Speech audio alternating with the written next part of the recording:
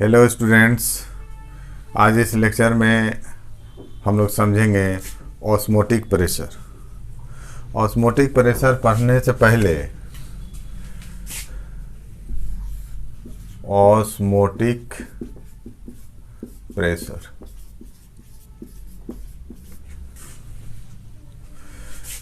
इसे पढ़ने से पहले हम लोग समझे ऑस्मोसिस और डिफ्यूजन। ऑस्मोसिस और डिफ्यूजन अगर समझ लेते हैं तो ऑस्मोटिक समझने में आसानी होगी। आइए ऑस्मोसिस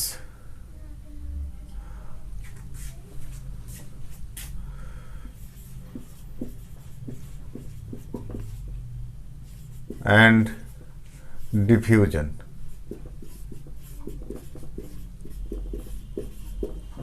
के बारे में जानकारी लेते हैं। देखिए,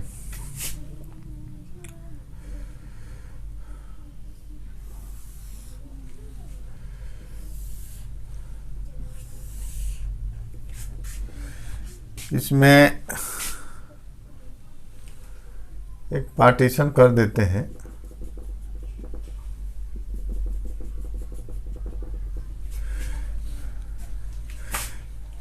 इधर लेते हैं प्योर सॉल्वेंट,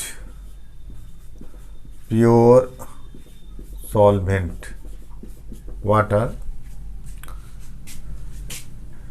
इधर लेते हैं सॉल्यूशन। प्योर सॉल्वेंट इधर है, सॉल्यूशन है, ये पार्टीशन है। और या हम ले लेते हैं डाइल्यूट सॉल्यूशन। इधर डाइल्यूट सॉल्यूशन। आइए इधर लेते हैं concentrate solution, conc solution.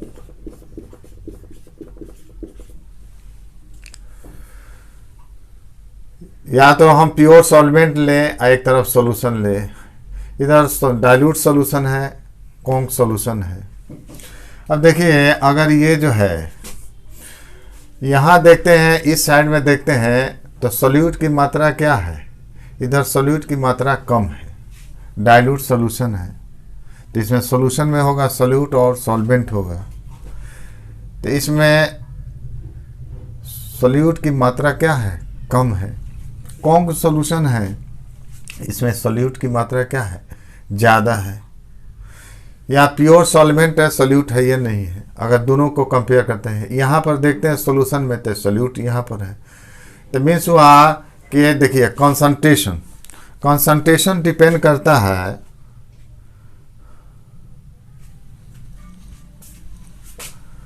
Concentration proportional number of moles proportional weight बढ़ेगा तो नंबर ऑफ मोल्स बढ़ता है, नंबर ऑफ मोल्स बढ़ेगा तो कंसंट्रेशन बढ़ेगा। क्योंकि कंसंट्रेशन होता है N/V लीटर, मोल पर लीटर। तो नंबर ऑफ मोल्स बढ़ेगा तो कंसंट्रेशन बढ़ेगा। नंबर ऑफ मोल्स सॉल्यूट का नंबर ऑफ मोल्स बढ़ेगा तो कंसंट्रेशन बढ़ेगा।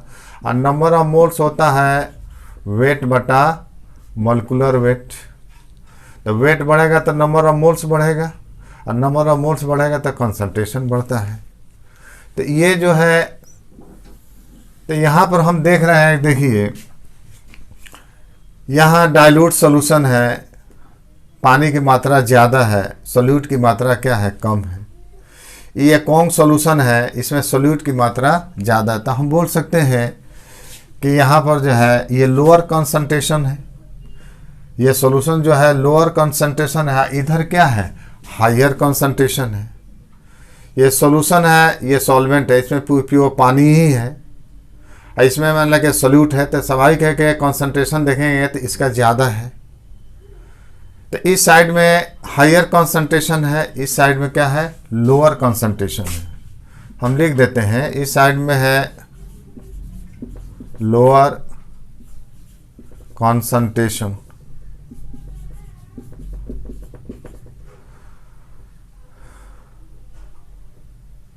सॉल्यूशन। इस साइड में जो है हायर कंसंट्रेशन सॉल्यूशन। तो इधर कॉन्सेंट्रेशन ज़्यादा है, हायर कॉन्सेंट्रेशन है, इधर क्या है, लोअर कॉन्सेंट्रेशन है। अगर वाटर के रेस्पेक्ट में देखते हैं तो यहाँ वाटर की मात्रा इधर क्या है, ज़्यादा है, इधर वाटर की मात्रा क्या है, कम है। तो चूंकि कॉन्सेंट्रेशन टर्म आता है सॉल्यूशन में ही आएगा जिसमें सोल्यूट और सॉल्वेंट दोनों हो, तो ऐसे हम बोल सकते हैं कि इधर वाटर की मात्रा ज़्यादा है तो हायर कॉन्सेंट्रेशन वाटर इधर बोल सकते हैं। इसमें क्या है, प्योर सॉल्वेंट है, वाटर की मात्रा यहाँ है, इसमें सॉल्यूशन है, वाटर है और सोल्यूट भी है, तो स्वाभाविक है कि यहाँ पर जो है वाटर की मात्रा क्या है, कम है, यहाँ वाटर की मात्रा ज़्यादा है। डाइल्यूट सॉल्यूशन लेते हैं या और कॉन्क सॉल्यूशन, अगर दोनों को कंपेयर करते हैं तो इसमें पानी की मात्रा ज़्यादा है, इसमें पानी की मात्रा कम है। तो दूसरे लफ्ज़ों में बोल सकते हैं, अगर सॉल्यूशन की चर्चा करते हैं तो ये यहाँ पर क्या है, सोल्यूट की मात्रा इसमें ज़्यादा है तो हायर कॉन्सेंट्रेशन, इसमें सोल्यूट हायर नहीं है, इसमें सोल्यूट की मात्रा कम है तो लोअर कॉन्सेंट्रेशन सोल्यूशन। अगर वाटर की अगर हम चर्चा करते हैं तो इधर वो हायर कॉन्सेंट्रेशन वाटर बोल सकते हैं, इसमें पानी की मात्रा कम है, सोल्यूट की मात्रा ज़्यादा है तो लोअर कॉन्सेंट्रेशन वाटर बोल सकते हैं। तो ये जो है देखिए, अगर ये सॉल्यूशन है, इसमें जो है अगर इसका कॉन्सेंट्रेशन अगर इक्वल हो, यहाँ पर सोल्यूट की मात्रा कम है, यहाँ सोल्यूट की मात्रा ज़्यादा है, तो ये इक्वल कॉन्सेंट्रेशन हो जाए। तो इक्वल कॉन्सेंट्रेशन होने के लिए दो कंडीशन होता है। देखिए, अगर जो है सॉल्वेंट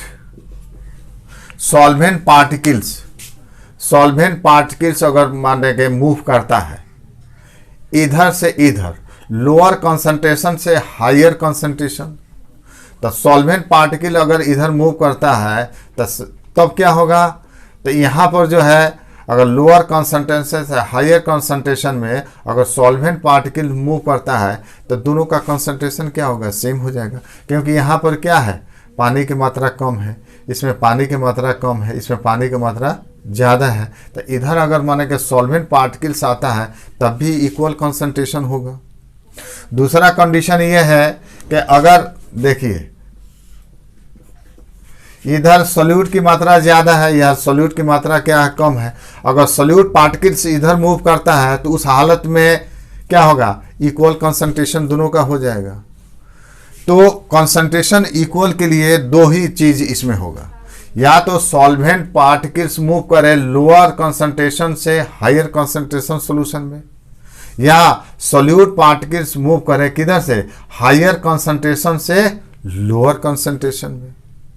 इसमें सोल्यूट की मात्रा कम है, इसमें सोल्यूट की मात्रा ज़्यादा है, तो सोल्यूट की मात्रा इधर आएगा तो दोनों का कंसंट्रेशन क्या हो जाएगा, सेम हो जाएगा। कंसंट्रेशन डिपेंड करेगा किस पर, अमाउंट पर, अमाउंट ऑफ सोल्यूट पर।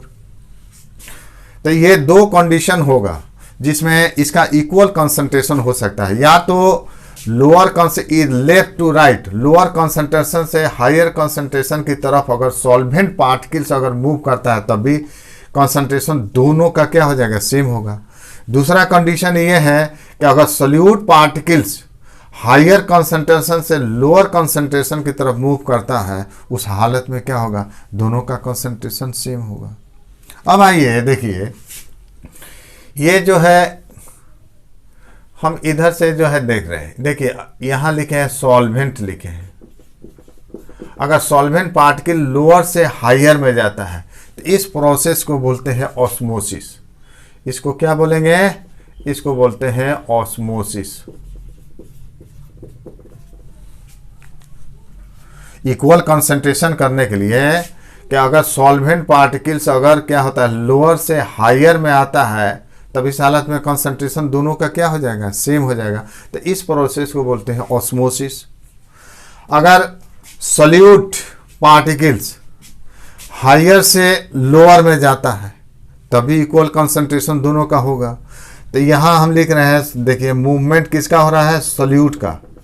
सोल्यूट पार्टिकल्स अगर हायर से लोअर में जाता है इक्वल कंसंट्रेशन के लिए, इसको क्या कहा जाता है, डिफ्यूजन। ये हुआ डिफ्यूजन हुआ। तो यहाँ पर आप देख रहे हैं, अगर सॉल्वेंट पार्टिकल्स लोअर कंसंट्रेशन से हायर कंसंट्रेशन की तरफ मूव करता है तो उसे कहते हैं osmosis. Solute particles higher concentration से लोअर कंसंट्रेशन की तरफ मूव करता है, इस प्रोसेस को बोलते हैं डिफ्यूजन। तो यहाँ पर अगर मान लें कि दो सॉल्यूशन है जिसका कंसंट्रेशन डिफर है, तो इक्वल कंसंट्रेशन होने के लिए दो ही कंडीशन होगा, या तो सॉल्वेंट पार्टिकल लोअर से हायर में जाए, सॉल्वेंट पार्टिकल्स लोअर से हायर में जाए, या सॉल्यूट पार्टिकल्स क्या होगा हायर से लोअर में है, तो दोनों का कंसंट्रेशन इक्वल होगा। अब रही बात कि अगर सॉल्वेंट पार्टिकल्स लोअर से हायर में जाता है तो उसे बोलते हैं ऑस्मोसिस। सॉल्यूट पार्टिकल्स हायर से लोअर में अगर माने का आता है तो इस प्रोसेस को बोलते हैं डिफ्यूजन। तो इसमें ऑस्मोसिस में सेमी परमिएबल मेम्ब्रेन झिल्ली है, मेम्ब्रेन झिल्ली है। तो सॉल्वेंट यहाँ अगर पार्टीशन जो है सेमी, बस ये ऑस्मोसिस होने के लिए ऑस्मोसिस प्रोसेस में semi permeable membrane SPM, semi permeable membrane की आवश्यकता होती है। अगर ये SPM अगर हम माने के पार्टीशन हम कर देते हैं तो उस हालत में सॉल्वेंट पार्टिकल्स मूव करता है किधर से किधर, लोअर से हायर में, तो प्रोसेस को ऑस्मोसिस। और डिफ्यूजन के लिए SPM की आवश्यकता नहीं है, एक तरफ डाइल्यूट है एक तरफ कॉन्क है, अगर उसको हम क्या करते हैं एक साथ करते हैं कांटेक्ट में लाते हैं तो उस हालत में सॉल्यूट पार्टिकल्स क्या करता है हायर से लोअर में आता है, मिक्स करता है हायर से लोअर में, हायर से लोअर में सॉल्यूट पार्टिकल्स क्या करता है मूव करता है, तो इसको बोलते हैं डिफ्यूजन। तो दोनों दिखाई दे रहा है, दोनों के केस में क्या होगा इक्वल कंसंट्रेशन होगा, लेकिन अगर SPM होता है पार्टीशन क्या होगा, अगर दोनों के बीच में अगर सेमी परमिएबल मेम्ब्रेन होगा तो वहाँ डिफ्यूजन ना होगा, बल्कि क्या होगा सॉल्वेंट पार्टिकल्स मूव करता है लोअर से हायर कंसंट्रेशन की तरफ, तो इस प्रोसेस को ऑस्मोसिस। अगर SPM नहीं है तो उस हालत में इक्वल कंसंट्रेशन के लिए क्या मूव करता है, सॉल्यूट पार्टिकल्स मूव करता है हायर से लोअर में, तो इस प्रोसेस को बोलते हैं डिफ्यूजन बोलते हैं। तो क्लियर हुआ विद्यार्थियों, ऑस्मोसिस के लिए सेमी परमिएबल मेम्ब्रेन चाहिए। अगर दो सॉल्यूशन है उसके बीच में SPM है तो स्वाभाविक है कि उसमें सॉल्यूट पार्टिकल्स मूवमेंट नहीं होगा, क्योंकि SPM जो होता है उसमें जो होल होगा उस होल से सिर्फ सॉल्वेंट पार्टिकल से क्या होता है मूव कर सकता है, सॉल्यूट पार्टिकल्स मूव नहीं करता है। तो SPM अगर होगा तो सॉल्वेंट पार्टिकल्स लोअर कंसंट्रेशन से हायर कंसंट्रेशन की तरफ मूव करता है, प्रोसेस को बोलते हैं ऑस्मोसिस। डिफ्यूजन के लिए SPM की आवश्यकता नहीं है कि नहीं। अगर मान लें कि डिफरेंट कंसंट्रेशन को अगर कांटेक्ट में लाते हैं, डिफरेंट कंसंट्रेशन, इस दोनों का कंसंट्रेशन अलग अलग है, इसको अगर SPM के बिना अगर हम कांटेक्ट में लाते हैं तो उस हालत में सॉल्यूट पार्टिकल्स क्या करता है मूव करता है हायर कंसंट्रेशन से लोअर कंसंट्रेशन में, उस हालत में इक्वल कंसंट्रेशन होगा और उस प्रोसेस को बोलते हैं डिफ्यूजन, डिफ्यूज करना।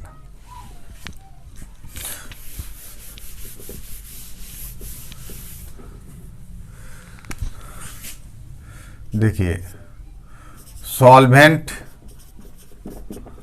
Particles move from lower concentration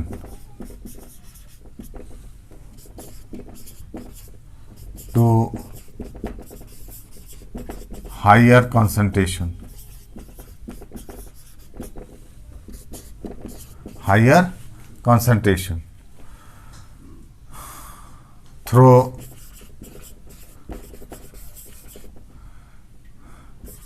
semi permeable membrane, इसे कहते हैं ऑस्मोसिस।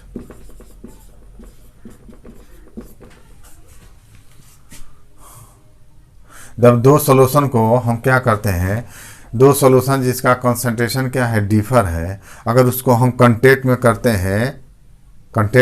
हैं, अगर सॉल्वेंट पार्टिकल्स मूव करता है lower concentration to higher concentration की तरफ, किसके थ्रू द्वारा, सेमी परमेबल मेम्ब्रेन के द्वारा, तो इस प्रोसेस को बोलते हैं osmosis.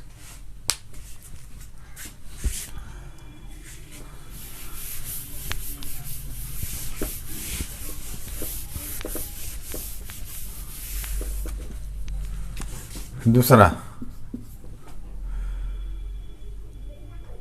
solute particles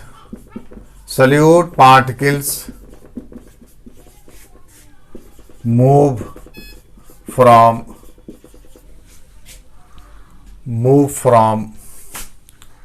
higher concentration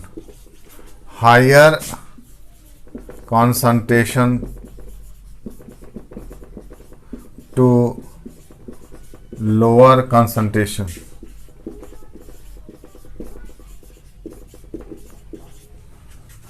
Without SPM, semi permeable membrane, इसे हम कहते हैं डिफ्यूजन। तो दोनों में डिफर क्या हुआ, ये डिफ्यूजन, ये देखिए दोनों में डिफर क्या हो, ऑस्मोसिस डिफ्यूजन में। ऑस्मोसिस में सॉल्वेंट पार्टिकल्स मूव करता है, इसमें डिफ्यूजन में सोल्यूट पार्टिकल्स मूव करता है। मूवमेंट किधर से किधर होगा, ऑस्मोसिस में लोअर से हायर, लोअर कंसंट्रेशन सॉल्यूशन से हायर कंसंट्रेटेड सॉल्यूशन की तरफ। इसमें होता है डिफ्यूजन में higher concentrated solution to lower concentrated solution. इसमें सेमी परमेबल मेम्ब्रेन एसपीएम की क्या होता है, इसके लिए चाहिए। ऑस्मोसिस में एसपीएम चाहिए, बिना एसपीएम का ये ऑस्मोसिस नहीं होगा। डिफ्यूजन में ऑस्मोसिस की आवश्यकता नहीं, ये डिफ्यूजन में एसपीएम की आवश्यकता नहीं है। तीन डिफर हुआ, ये एसपीएम की मदद से होगा, इसमें विदाउट एसपीएम। ऑस्मोसिस होगा लोअर से हायर और डिफ्यूजन होगा हायर से लोअर कंसंट्रेटेड सॉल्यूशन। दूसरी चीज, इसमें सॉल्वेंट पार्टिकल्स का मूवमेंट होता है, इसमें सोल्यूट पार्टिकल्स का मूवमेंट होता है। हमको पढ़ना है ऑस्मोटिक प्रेशर। अब यहाँ पर जो हम लोग पढ़ेंगे, डिफ्यूजन नहीं पढ़ेंगे हम लोग, ऑस्मोसिस। ऑस्मोसिस उसी पर है ऑस्मोटिक प्रेशर। यहाँ हम लोग चर्चा करेंगे कि सिर्फ क्या होगा कि दो सॉल्यूशन है जिसका कंसंट्रेशन डिफर है, उसके बीच में हम क्या करते हैं कि एसपीएम हम रखते हैं, लगा देते हैं। एसपीएम माने एसपीएम के जरिए दो सॉल्यूशन को सेपरेट कर देते हैं जो जिसका कंसंट्रेशन डिफर है, तो उस हालत में ऑस्मोसिस होता है। मीन्स हुआ कि यहाँ पर जो है सॉल्वेंट पार्टिकल्स मूव करता है, किधर से किधर, प्योर सॉल्वेंट से सॉल्यूशन या डाइल्यूट सॉल्यूशन से कंसंट्रेटेड सॉल्यूशन की तरफ, यानी मीन्स हुआ क्या, लोअर से हायर की तरफ मूव करता है। इस प्रोसेस को बोलते हैं osmosis.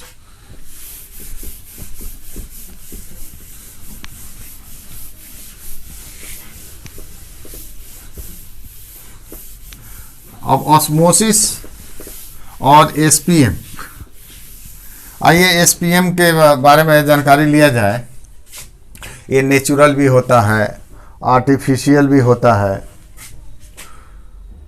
Semi permeable membrane,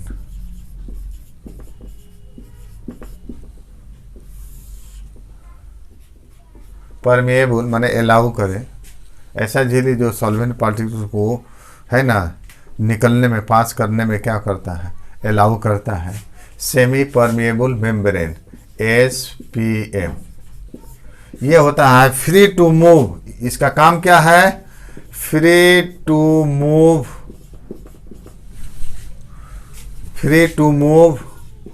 only solvent particles, solvent particles. ये सिर्फ सॉल्वेंट पार्टिकल्स को क्या करता है, इससे पास करता है मेम्ब्रेन से।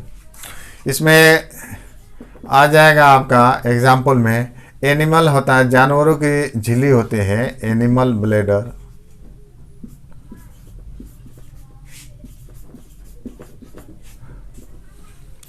जानवरों की झिल्ली, ये नेचुरल एसपीएम है। ये जो है ये क्या है, नेचुरल है। दो तरह का एसपीएम होता है, नेचुरल और आर्टिफिशियल। ये अंडा का जो होता है, अंडा के जो कड़ा छिलका होता है उसके अंदर एक वाइट कलर का होता है, झिल्ली होती है, वो भी जो है क्या है, वो भी जो है नेचुरल है, एसपीएम है। कड़े जो कवच है, जो कड़ा जो होता है, उसके कड़ा अगर भाग को हटा देते हैं तो अंडे के ऊपर जो सॉफ्ट भाग है, अंडे के ऊपर एक पतली झिल्ली वाइट कलर का होता है, राउंड में गोलाकार होता है, राउंड होता है, उसको कवर किया रहता है अंडे को। वो भी जो क्या है, एसपीएम है, नेचुरल एसपीएम।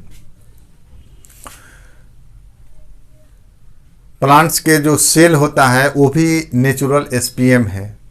वो जो है आपको जो है वो सेमी परमेबल मेम्ब्रेन की तरह क्या करता है, वर्क करता है। तो ये सब नेचुरल सेमी परमेबल मेम्ब्रेन है। ये जो है आर्टिफिशियल जो है SPM, artificial semi permeable membrane, cupric ferrocyanide है, जैसे उसका नाम बनाया जाता है, आर्टिफिशियल है, क्यूप्रिक फेरोसाइनाइड। ये जो है इसका फॉर्मूला होता है CO2, कॉम्प्लेक्स कंपाउंड है CO2Fe6। ये है, ये कॉम्प्लेक्स कंपाउंड है, लिगेंड है यहाँ पर CN 6 गो लिगेंड है, सेंट्रल मेटल एटम है, ये साइड एटम। तो क्यूप्रिक फेरोसाइनाइड ये जो है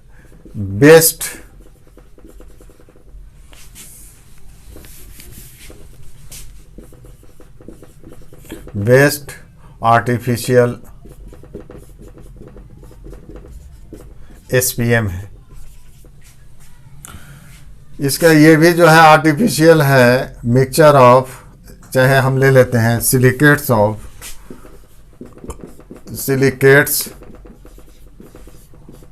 Fe एंड निकेल। ये भी जो है एसपीएम की तरह काम करता है, ये भी आर्टिफिशियल जो है एसपीएम है। तो ये सब जो है एग्जाम्पल हो गया जिसमें ये एसपीएम जो है नेचुरल भी होता है, आर्टिफिशियल, इसकी मदद से ये बेस्ट है क्यूप्रिक फेरोसाइनाइड, इसकी मदद से है ना दो सॉल्यूशन जिसका कंसंट्रेशन क्या है, डिफर है, अगर इसके ज़रिए सेपरेट कर देते हैं तो दोनों का कंसंट्रेशन सेम होगा। मीन्स हुआ कि इससे सॉल्वेंट पार्टिकल्स मूव करता है, किधर से किधर, प्योर सॉल्वेंट से सॉल्यूशन की तरफ जाएगा, माने लोअर से हायर, या डाइल्यूट सॉल्यूशन से कॉन्क सॉल्यूशन की तरफ मूव करता है सॉल्वेंट पार्टिकल्स। अब इस ऑस्मोसिस को हम डिफाइन करते हैं, उसको हम डिफाइन कैसे करेंगे, अगर डिफिनीशन पूछता है तो डिफिनीशन दे देना है, और उसमें जो है आप एक फिगर भी बना सकते हैं।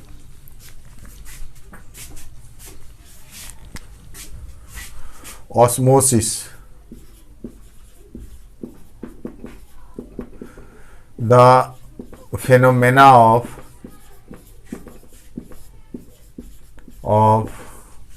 movement of solvent particles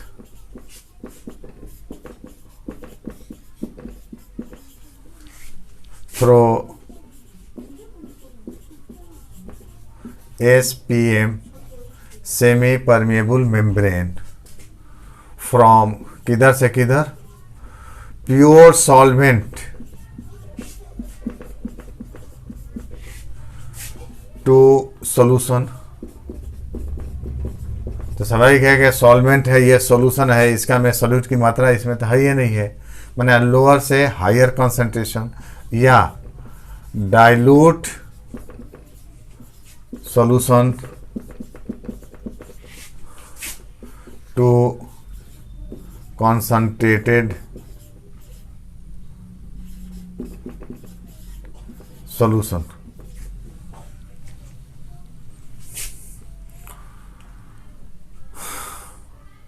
The dilute solution to concentrated solution यानी lower concentration से higher concentration is called the phenomena of movement of solvent particles. Move करता है किसके द्वारा? SPM के द्वारा. किधर से किधर? From pure solvent to solution. अगर ये दिया है एक तरफ प्योर सॉल्वेंट है एक तरफ सोल्यूशन है तो प्योर सॉल्वेंट से सोल्यूशन, डाइल्यूट सोल्यूशन से कंसंट्रेटेड सोल्यूशन की तरफ मूव करता है solvent particles, is called osmosis. ये ऑस्मोसिस हुआ. तो दिमाग में जो है बात रहने का ऑस्मोसिस की कब होगा? जब एसपीएम के जरिए दो सॉल्यूशन को हम क्या करते हैं? सेपरेट करते हैं. उस हालत में सॉल्वेंट पार्टिकल्स मूव करता है. जैसे देखिए ये हम ले लेते एसपीएम. बिना एसपीएम का ऑस्मोसिस होगा ही नहीं. ये एसपीएम है, हम लिख देते हैं एसपीएम. हम ले लेते हैं इधर प्योर सॉल्वेंट, यहाँ ले लेते हैं सॉल्यूशन या डाइल्यूट सॉल्यूशन. एक तरफ ले लीजिए एक तरफ कौन सॉल्यूशन ले लीजिए. Lower concentration higher concentration. तो चूंकि इसमें तो सॉल्यूट है ये नहीं है, प्योर सॉल्वेंट है तो पानी ही है ज़्यादा. इसमें जो सॉल्यूशन है कंसंट्रेशन का उपयोग कर सकते हैं कि स्वाभाविक है कि इसका कंसंट्रेशन ज़्यादा है, यहाँ सॉल्यूट की मात्रा है, सॉल्यूशन है. तो इसमें जो है यहाँ हम ले लेते हैं डाइल्यूट सॉल्यूशन, इधर ले लेते हैं कॉन्क सॉल्यूशन. ये लोअर कंसंट्रेशन हायर कंसंट्रेशन. तो लेफ्ट साइड में लोअर है, इसमें हायर है. ये एसपीएम है. तो कौन सी घटना होगी? ऑस्मोसिस होगा. इस हालत में तो यहाँ से क्या होगा? सॉल्वेंट पार्टिकल्स क्या करता है? मूव करता है. The movement of solvent particle, the phenomena of movement of solvent particles through SPM from pure solvent to solution या dilute solution to conc solution is called osmosis. ये ऑस्मोसिस हुआ.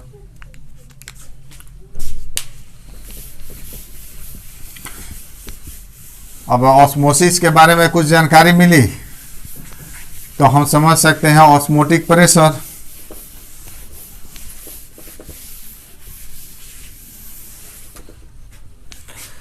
देखिए दो सॉल्यूशन को हम सेपरेट कर रहे हैं जिसका कंसंट्रेशन क्या है? डिफर है. ये जो है यहाँ हम लागू कर देते हैं एसपीएम.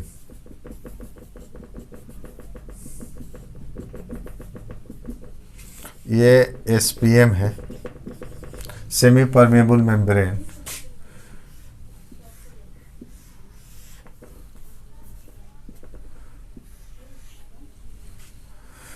इसमें प्योर सॉल्वेंट, ये ले लेते इसमें solution.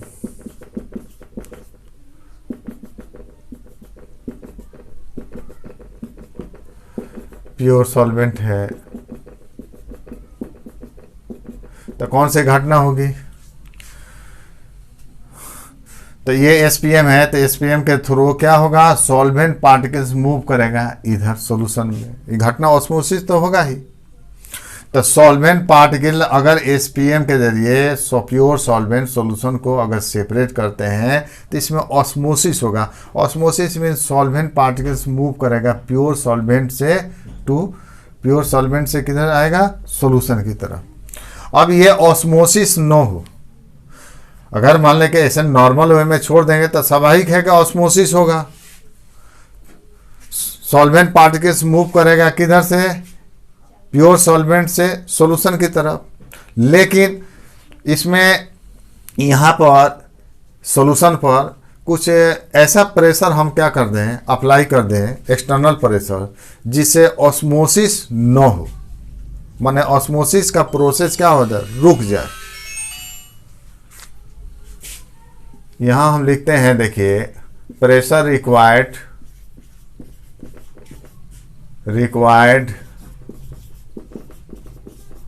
To stop osmosis, osmosis रुक जाए। तो जितना माने कि प्रेशर अप्लाई किया जाता है ताकि ऑस्मोसिस प्रोसेस न हो, उसी प्रेशर को हम क्या बोलते हैं, पाई मिस हो गया, ये ऑस्मोटिक प्रेशर, उसे ऑस्मोटिक प्रेशर कहते हैं। इतना एक्सटर्नल प्रेशर यहाँ अप्लाई करें ताकि ऑस्मोसिस न हो, तो उस एक्सटर्नल प्रेशर को ऑस्मोटिक प्रेशर कहा जाता है। अगर मान ले के देखिए, अगर ऑस्मोटिक प्रेशर से ज़्यादा प्रेशर अप्लाई कर देंगे तो ये रिवर्स हो जाएगा, सॉल्वेंट पार्टिकल्स इधर से इधर मूव करेगा। अभी प्रेशर हम नहीं अप्लाई करते हैं तो स्वाभाविक ऑस्मोसिस होगा, तो हम इतना प्रेशर एक्सटर्नल हम इसमें अप्लाई करेंगे सोल्यूशन पर ताकि ऑस्मोसिस ना हो, ऑस्मोसिस प्रोसेस ना हो, यानी सॉल्वेंट पार्टिकल्स का मूवमेंट ना हो। तो जो एक्सटर्नल प्रेशर अप्लाई किया जाता है सोल्यूशन पर ताकि ऑस्मोसिस ना हो, उसी एक्सटर्नल प्रेशर को ऑस्मोटिक प्रेशर कहते हैं, जिसे पाई से डिनोट करते हैं। अगर ऑस्मोटिक प्रेशर से ज़्यादा प्रेशर इसमें हम लागू करते हैं तो ये हो जाएगा कि इधर से इधर मूवमेंट हो जाएगा, सॉल्यूशन से सॉल्वेंट की तरफ सॉल्वेंट पार्टिकल्स मूव करेगा एसपीएम के द्वारा। इसको बोलते हैं रिवर्स ऑस्मोसिस। उल्टा हो रहा है, उल्टा हो रहा है, सॉल्वेंट पार्टिकल्स मूव किधर से करेगा, solution to solvent.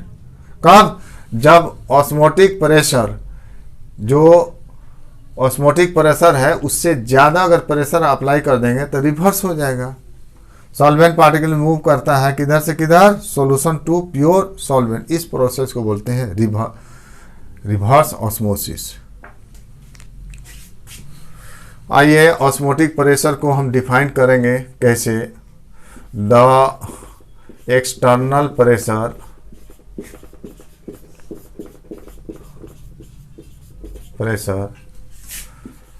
Must be applied, कहाँ अप्लाइड करेंगे, to a solution, to prevent, रोकने के लिए, to prevent osmosis is called osmotic pressure.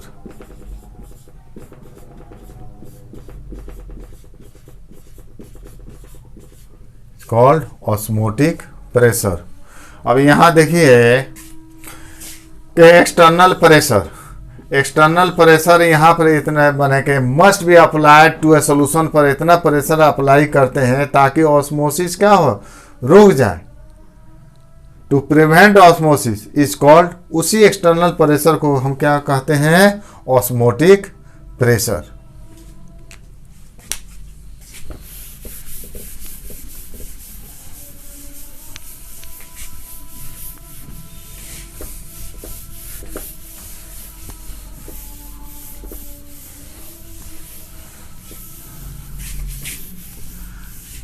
विद्यार्थियों, अब इसका क्या फॉर्मूला होगा ऑस्मोटिक प्रेशर का, जिसे न्यूमेरिकल हम बना सके।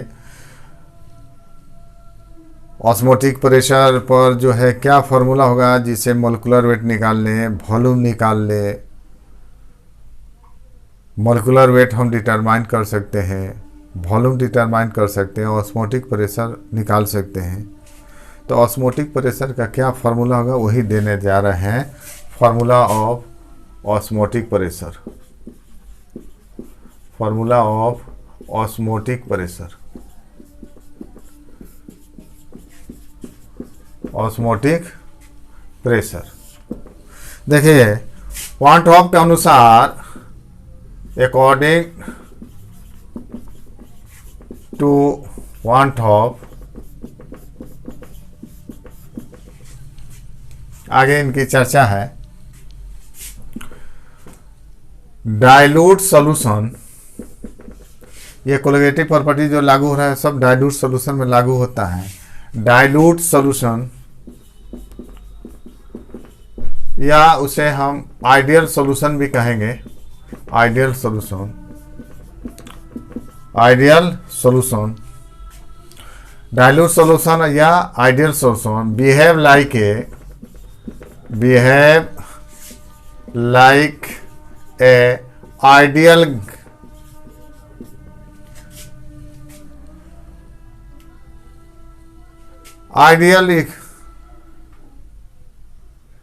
Ideal gas.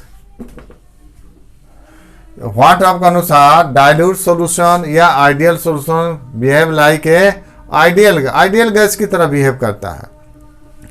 माने डाइल्यूट सॉल्यूशन वो किस तरह बिहेव करता है? आइडियल गैस की तरह बिहेव करता है। माने आइडियल गैस में जो भी माने के जो है रूल है उस सब को फॉलो करता है।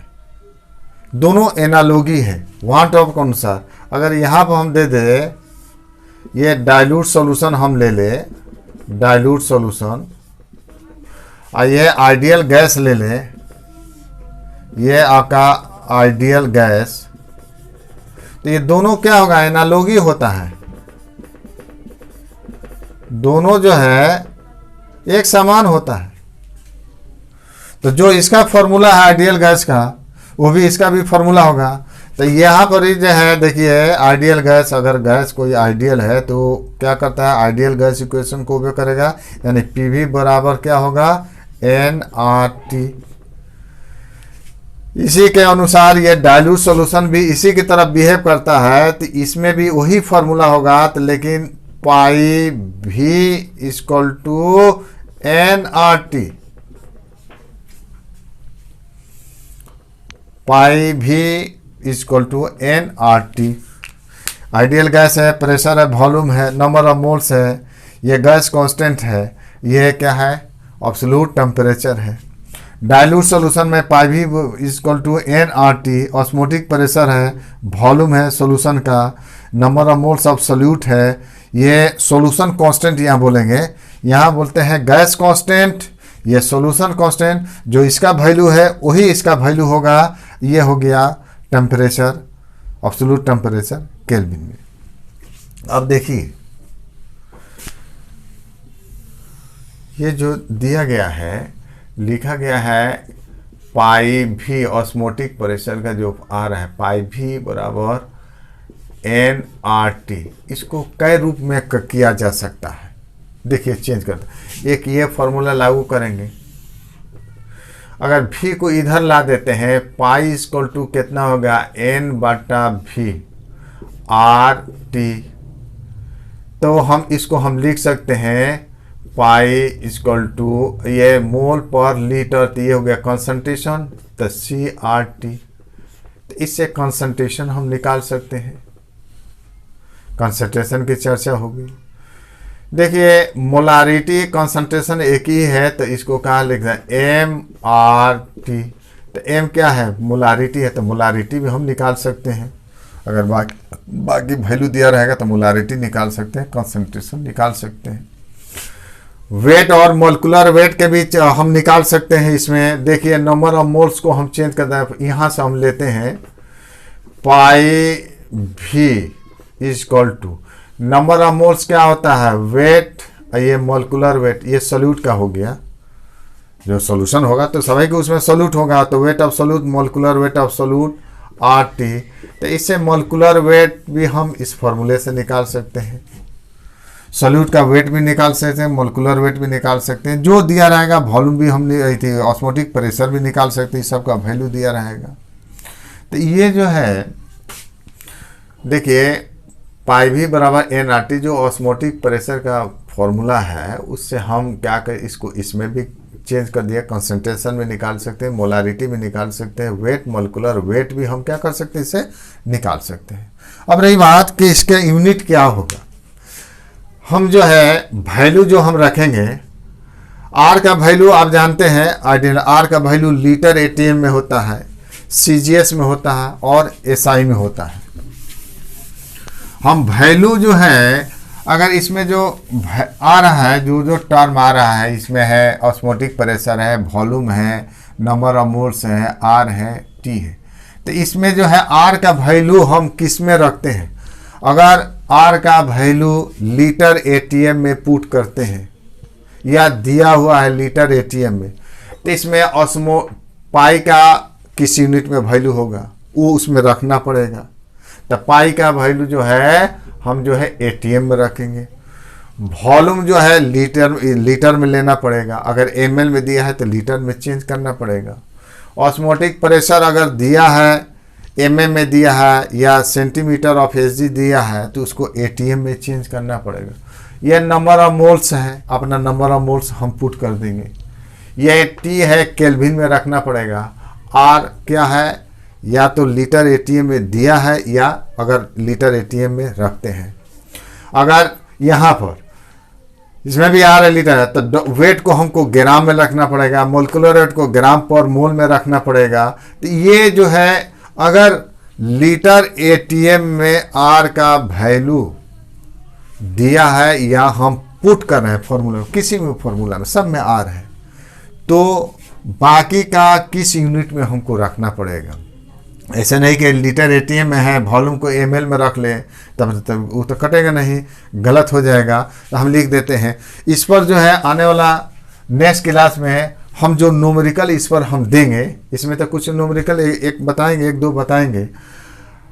इस पर जो न्यूमेरिकल हम जो कॉम्पिटिटिव आईसी लेवल और आगे जेई नीट के लिए जो क्वेश्चन हम इस पर देंगे तो उसमें हम जो है विस्तृत रूप में बताएंगे कि आर का वैल्यू जो लीटर एटीएम में अगर दिया है या रखते हैं तो बाकी का किस यूनिट में रखेंगे। अगर जो है आर का वैल्यू जूल में होगा, जूल पर केल्विन पर मोल आर का वैल्यू होता है 8.314 जूल पर केल्विन पर मोल, माने एसआई यूनिट में। तो बाकी जो इसमें जो आ रहा है टर्म आ रहा है वो किस यूनिट में होगा, ये सब आपको हम बताएंगे। अभी यहाँ पर देखिए लीटर एटीएम, अगर आर का वैल्यू लीटर एटीएम में दिया है या रखते हैं तो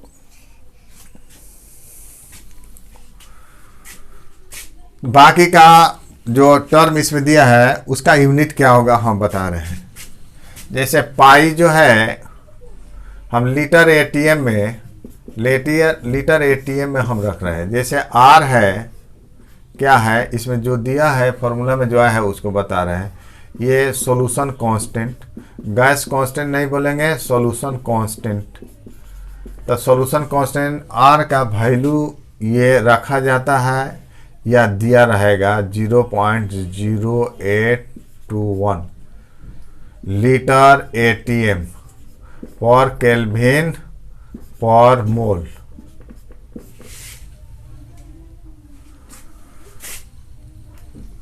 तो V का वैल्यू किस में होगा, ये वॉल्यूम ऑफ सॉल्यूशन है, क्वेश्चन में जो है वॉल्यूम ऑफ सॉल्यूशन, इसको किस में रखना पड़ता है, ये लीटर में, इन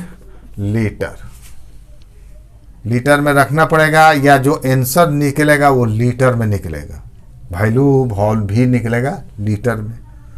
अगर निकालना, अगर वैल्यू जो है लीटर एटीएम में आर का वैल्यू रखते हैं या दिया है तो बाकी का जो टर्म दिया है उसको किस में रखना पड़ेगा। तो वॉल्यूम को अगर एमएल में दिया है या जिस यूनिट में दिया है उसको लीटर में चेंज करना पड़ेगा, लीटर में पुट करना पड़ेगा इस फॉर्मूले में। और कौन कौन सा टर्म आ रहा है, एन है, ये number of moles of solute है, number of moles of solute. और आ रहा है पाई, तो ये है ऑस्मोटिक प्रेशर, ये वैल्यू जिसमें हो ये एटीएम में रखना पड़ेगा। या अगर ऑस्मोटिक प्रेशर हम निकालते हैं तो एटीएम में वैल्यू आएगा, अगर आर का वैल्यू लीटर एटीएम में रखते हैं तो। इसमें और आ रहा है, देखिए सी है, कॉन्संट्रेशन है, कॉन्संट्रेशन, तो इसको रखना पड़ेगा मोल पर लीटर, इन मोल पर लीटर। ये मोलारिटी है, एम क्या है, मोलारिटी है, मोलारिटी ये भी किस में है, इन मोल पर लीटर। ये W आ रहा है इसमें, तो W क्या है, वेट ऑफ सॉल्यूट। तो सॉल्यूट को जो है किस में रखना पड़ेगा, इन ग्राम में। अगर SI में वैल्यू दिया है, SI में वैल्यू दिया है, माने R का वैल्यू रखते हैं जूल पर केल्विन पर मोल में, तो इसको केजी में रखना पड़ेगा, वेट को केजी में। मॉलिक्यूलर वेट M क्या है, मॉलिक्यूलर वेट ऑफ सॉल्यूट, ये है मॉलिक्यूलर वेट ऑफ सॉल्यूट। इसको भी किस में रखना पड़ेगा, ग्राम, ग्राम पर मोल होता है, ग्राम में रखना पड़ेगा। तो ये जो है लीटर ATM में 3 वैल्यू R का होगा, R का लीटर ATM में होगा, SI यूनिट या CGS यूनिट, जो भी वैल्यू अगर दिया रहता। अगर SI में तो सबको SI में रखना पड़ेगा। लीटर ATM में अगर है तो ये जो है जो लिखे हैं, जो यहाँ टर्म आया है वो किस यूनिट में रखना पड़ता है, इस यूनिट में चेंज करके हमको पुट करना पड़ेगा इस फॉर्मूले में, तभी जो है करेक्ट आंसर आता है। जैसे इसमें एक क्वेश्चन देखिए, कहता है कि find the volume of solution. ये क्वेश्चन कहता है find the volume of solution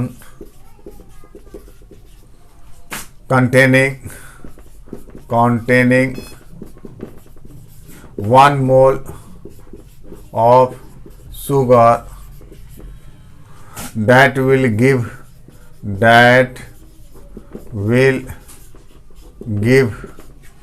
rise to osmotic pressure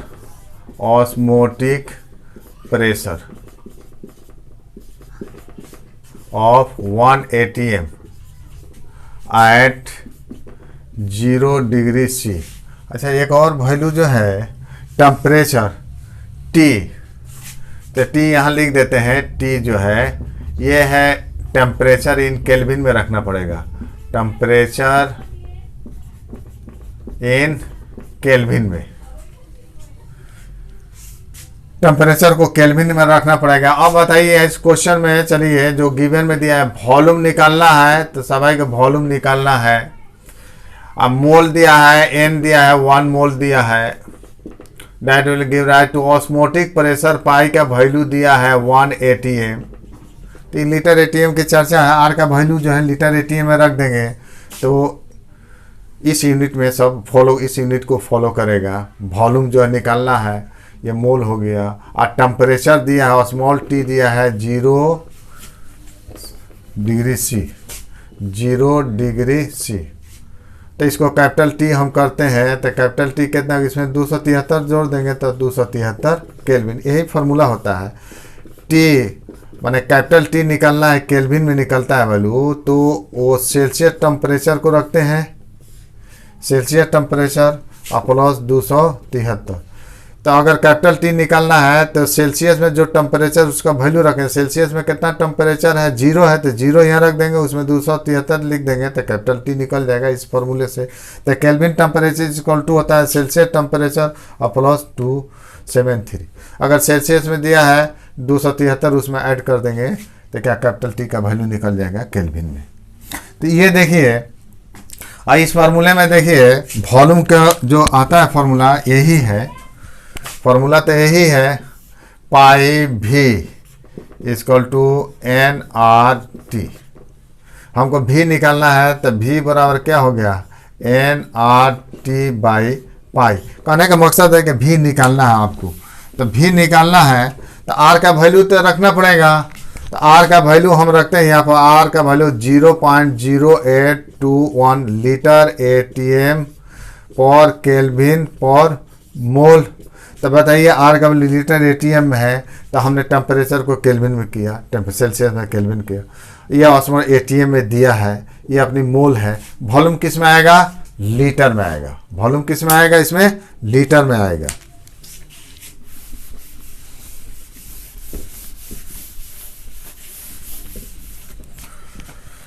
तो फॉर्मूला लागू करते हैं, पाई भी इक्वल टू NRT। तो भी बराबर हो गया N बटा पाई RT। टी।